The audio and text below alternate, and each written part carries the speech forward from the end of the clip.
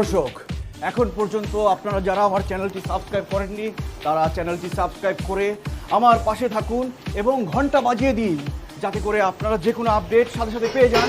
আপনার মূল্যবান মতামত দিয়ে আমাকে উৎসাহিত করুন। কি হচ্ছে এবং উনি কি করতে চান সেটা দেখতে হলে আমার চ্যানেলটি এক্ষুনি সাবস্ক্রাইব করুন এবং ঘন্টা টিপে দিন। নমস্কার বন্ধুরা, আপনাদের কাছে একটা নতুন রেসিপি নিয়ে হাজির হয়েছি। আজকে দেখাবো আমি বগো মাছের রেসিপি। তো বগো মাছ নিয়েছি, এখানে দেখুন আমি গোটাটা নিইনি, আমি লেজের দিক থেকে নিয়েছি। আর নিয়েছি এখানে দেখুন লঙ্কা বাটা আছে, শুকনো লঙ্কা বাটা, আর কাঁচা লঙ্কা নিয়েছি। আর নিয়েছি পেঁয়াজ, আমি এখানে 1.5টা পেঁয়াজ ব্যবহার করেছি, একটা টমেটো আর একটা তেজপাতা, ওটাকে ফাটিয়ে নিয়েছি। আর নিয়েছি রসুন বাটা আর নিয়েছি আদা বাটা। রসুনটা আমার মিক্সিতে বাটা বলে একটু জল জল হয়ে আছে, আর আদাটা এমনি বাটা আছে। তো শুরু করা যাক আমার বগো মাছের ঝাল। প্রথমে আমি যেটা করব সেটাই বগো মাছের সঙ্গে আমি এখানে দেখুন আদা রসুন বাটাটা আছে, এটা দিয়ে দেব।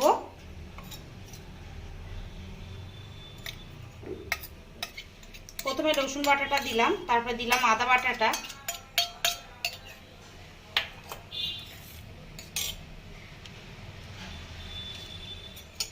আর এখানে লঙ্কা বাটাটা, এটা আমি পুরোটাই দিয়ে দেবো এখানে। আর কিছুটা পেঁয়াজ দিয়ে দেব।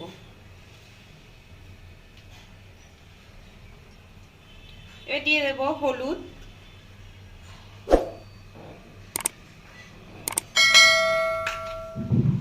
দিয়ে দেব লবণ, আর দিয়ে দেব সামান্য তেল। এটাকে দিয়ে এবার আমি হাত দিয়ে ভালো করে মেখে নেব।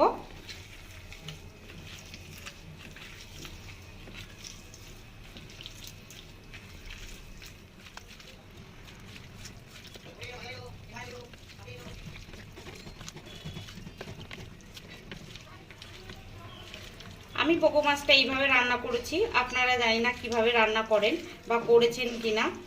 আর যদি আমার এই রান্নাটা এইভাবে দেখতে ভালো লাগে, অবশ্যই আমার চ্যানেলকে লাইক শেয়ার কমেন্ট করবেন। আর যেসব বন্ধুরা এইভাবে রান্না করেছেন বা যারা করেননি তারা অবশ্যই কমেন্ট করে জানাবেন কারা করেছে আর বা কারা করেনি। দেখুন এটা আমার মাখা হয়ে গেছে। এবার এটাকে আমি 10 মিনিটের জন্য এইভাবে রেখে দেব। তো এটাকে আমি এবার 10 মিনিটের জন্য রেখে দেব ঢাকা দিয়ে। তো ফিরে আসছি 10 মিনিট পর। তো বন্ধুরা আমি 10 মিনিট পর ফিরে এলাম। এবার এই ঢাকনাটা খুলে দেখছি। এবার মশলা থেকে মাছগুলোকে আমি ছাড়িয়ে নেব ভালো করে, নিয়ে এবার আলাদা করে ফেলছি।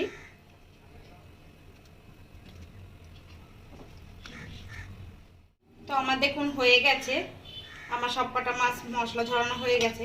দেখুন আমি মশলাটাকে আলাদা করে নিয়েছি। এবার চলে যাব আমি মাছগুলোকে ভাজতে।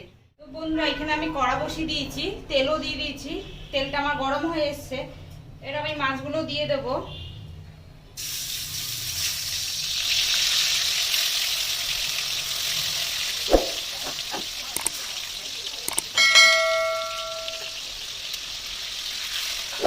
মাছগুলো আমি হালকা আছে ভেজে নেব, কারণ বেশি জোরে দিয়ে আমি ভাজতে পারবো না গ্যাসটাকে, আর যেহেতু মশলা মাখানো আছে এর গায়ে। তবে মাছগুলোকে আমি উল্টে দেব।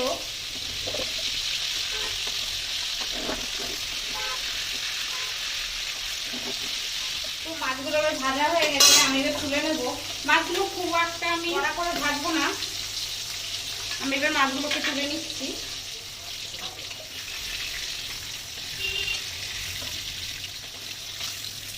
দেখুন আমার মাছ ভাজা হয়ে গেছে, আর বাদ বাকি যে মাছগুলো রয়েছে এবার আমি ওগুলোকে ভেজে নেব।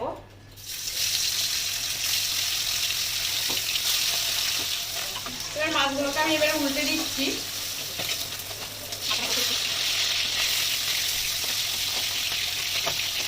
তো এবার মাছ ভাজা হয়ে গেছে, আর মাছগুলোকে তুলে নিচ্ছি।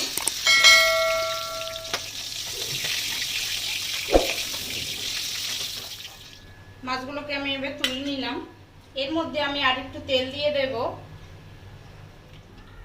তো আমি এর মধ্যে প্রথমে একটু দিয়ে দিলাম একটু চিনি, যে তেজপাতাটা নিয়েছিলাম সেটা দিয়ে দিলাম এর মধ্যে, আর বাদ বাকি পেঁয়াজটা আমি এর মধ্যে দিয়ে দিলাম।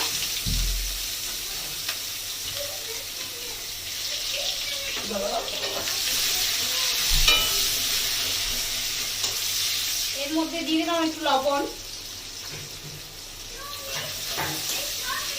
এই পেঁয়াজটা যতক্ষণ না লাল হচ্ছে ততক্ষণ আমি ভাজবো। তো পেঁয়াজটা ভাজা হয়ে গেছে, আমি এর মধ্যে দিয়ে দেবো যে মাছে মশলা মাখিয়ে রেখেছিলাম, সেই মশলাটাকে আমি রেখেছিলাম সেটা দিয়ে দিচ্ছি।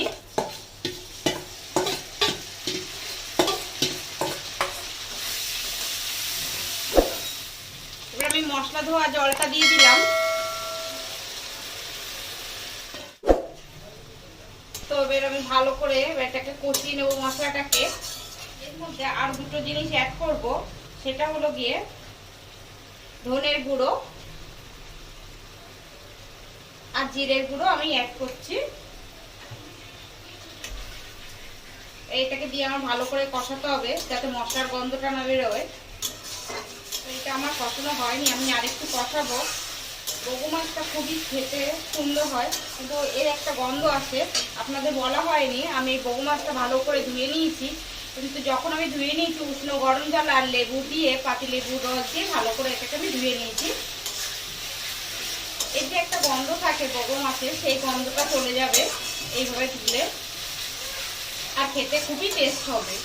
এতে আরেকটু জল অ্যাড করছি, জলটাকে দিয়ে আমি আরেকটু মশলাটাকে কষাবো, কারণ এখনো মশলা থেকে মশলার কাঁচা গন্ধ ছাড়ছে। তো এই সময় দিয়ে দেবো যে একটা টমেটো আমি কেটে রেখেছিলাম, সেটাকে আমি দিয়ে দিচ্ছি, দিয়ে আমি আরেকটু কষাবো। তো মশলাটা আমার কষানো হয়ে গেছে, এখন আমি যে মাছগুলো ভেজে রেখেছিলাম এই মাছগুলোকে দিয়ে দেবো।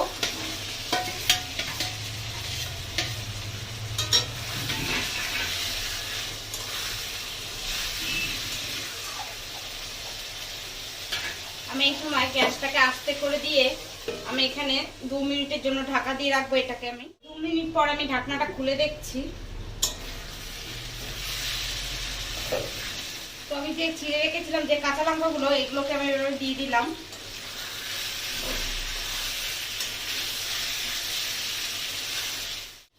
তো আমি এখানে জল দিয়ে দিয়েছি, আমি আরেকটু জল দিয়ে দেবো। আমি আঁচটাকে একটু বাড়িয়ে দিলাম সামান্য। আমি এখানে জলটা খুবই কম ব্যবহার করেছি, খুব একটা বেশি ব্যবহার করিনি। আপনারা যদি একটু ঝোল খেতে চান তাহলে বেশি জল দিতে পারেন। এই মাছটা একটু কষা কষা বা একটু হালকা ঝোল হলে বেশি ভালো লাগে, ওর জন্য আমি অল্প জল দিয়ে দিয়েছি। তো বন্ধুরা, আমার হয়ে গেছে আজকে বগু মাছের ঝাল। আমি জোরে ফোটার জন্য আমি গ্যাসটাকে বাড়িয়ে দিয়েছি। তো আমার বগু মাছ হয়ে গেছে, এবার আমি নামিয়ে নেব।